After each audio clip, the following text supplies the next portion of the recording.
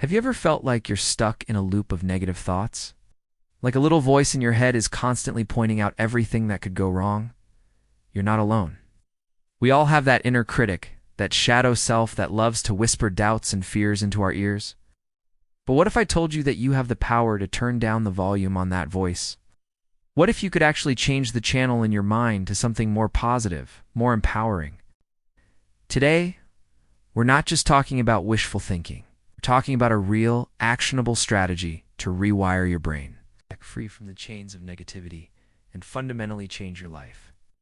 This isn't about pretending problems don't exist. This is about changing how you respond to them. The first step, and perhaps the most crucial, is awareness. You can't change what you don't acknowledge.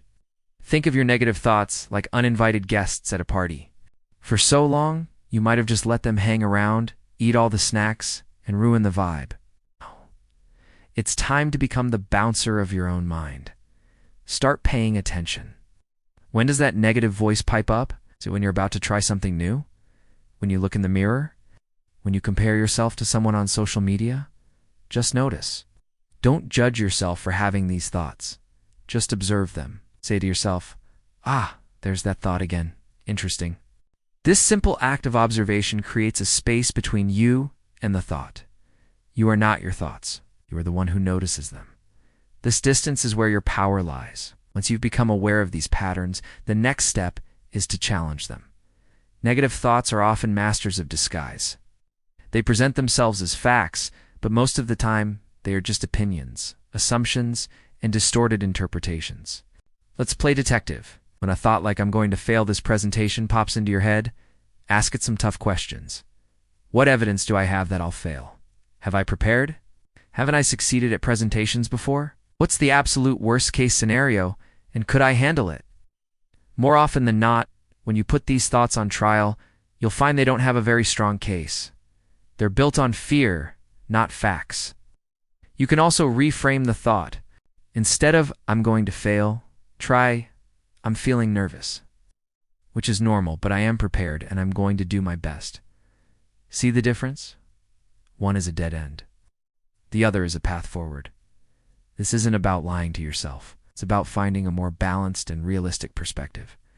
Now, let's talk about building new mental highways. Your brain loves efficiency.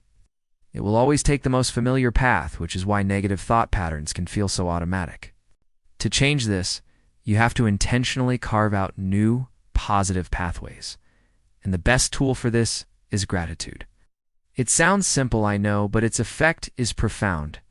Every single day, take a moment to identify 3 things you are genuinely grateful for. It could be the taste of your morning coffee, a message from a friend, the warmth of the sun, or the fact that you woke up today. Write them down. Say them out loud. The key is to truly feel the gratitude. When you consistently focus on what's good in your life, you start training your brain to look for the positive by default. You are actively building a new neural network, a superhighway of positivity that will eventually become your brain's preferred route. It's like a muscle.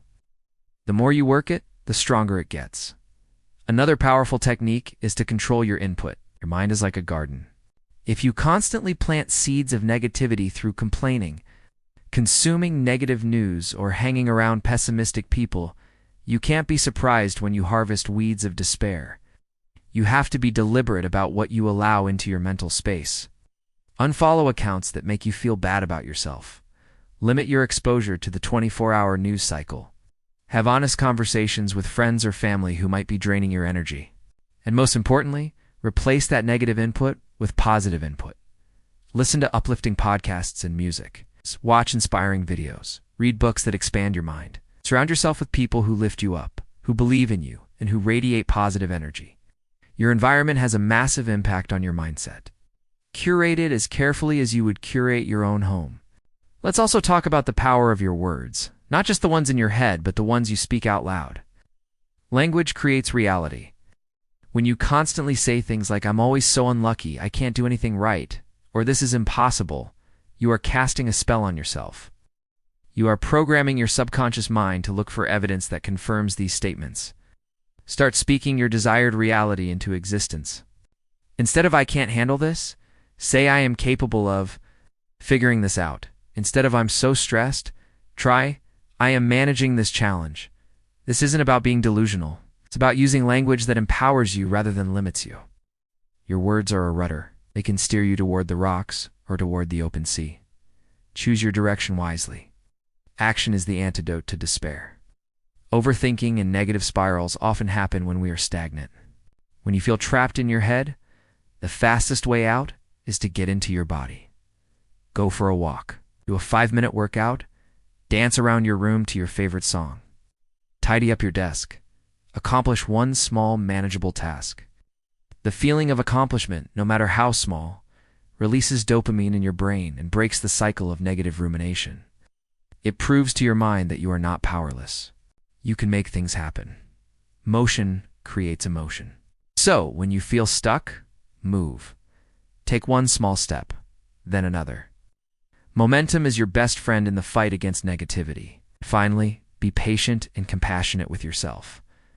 Changing decades of mental habits doesn't happen overnight. There will be days when that negative voice is loud. There will be times when you fall back into old patterns. That's not failure. It's part of the process. The goal isn't to never have a negative thought again. That's impossible.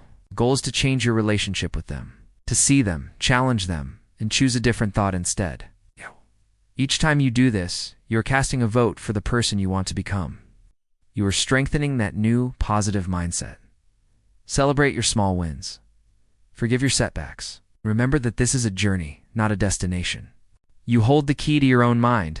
You're the architect of your thoughts and the creator of your reality. Start today. Notice one negative thought and question it. Find one thing to be grateful for. Take one small action. These tiny shifts, compounded over time, will lead to a monumental transformation. You have the power to stop the downward spiral and start an upward climb. You can change your mindset, and when you do that, you will absolutely change your life.